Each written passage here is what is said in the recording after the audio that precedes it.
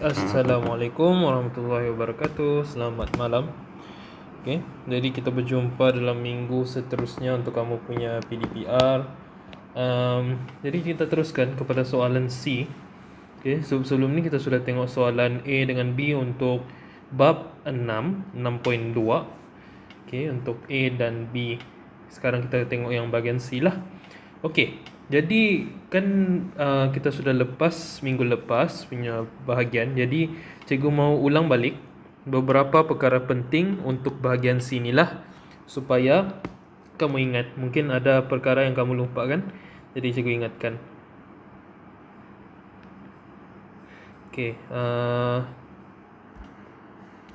Jadi cikgu akan buat satu nota kecil sini. Nota kecil ni tentang bahagian. Tentang bahagian. Bahagian apa? Jadi cikgu ambil contoh. Kalau kamu ada bentuk yang kamu ada sebelum ni,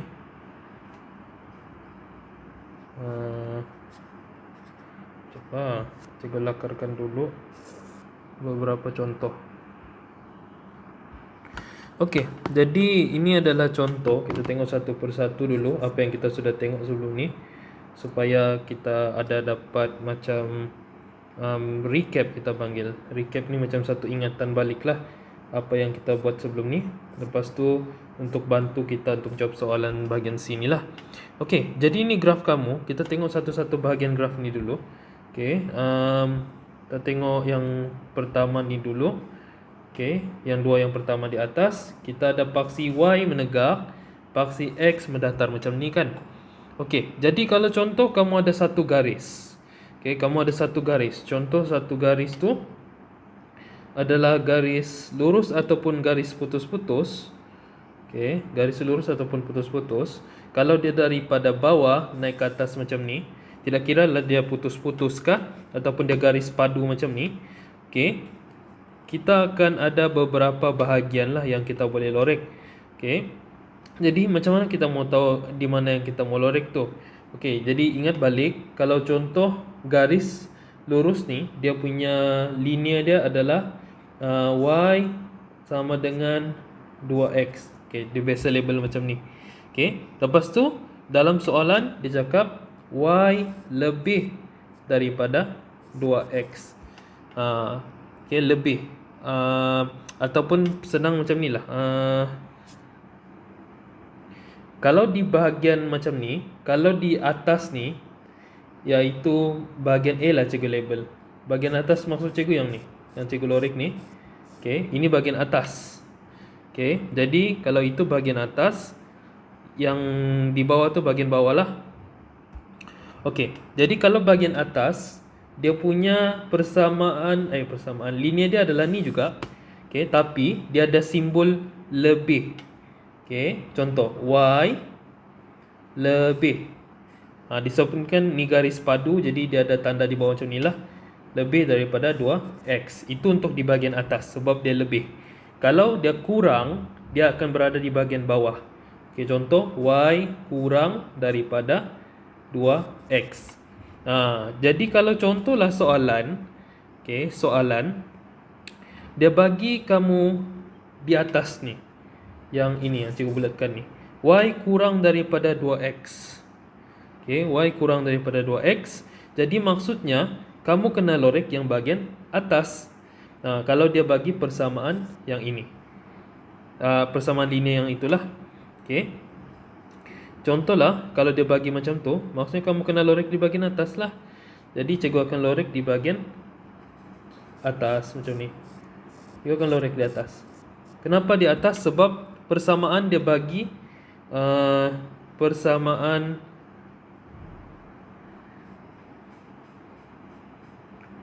yang ini. Dia bagi yang ni, jadi cikgu lorek di atas.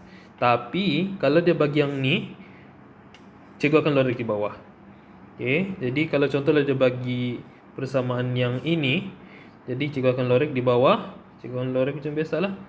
Akan lorekkan dia di bahagian bawah. Daripada sini akan lorek. Ikut kamu lah, yang penting kamu lorekkan macam mana kamu mau buat. Itu bahagian bawah.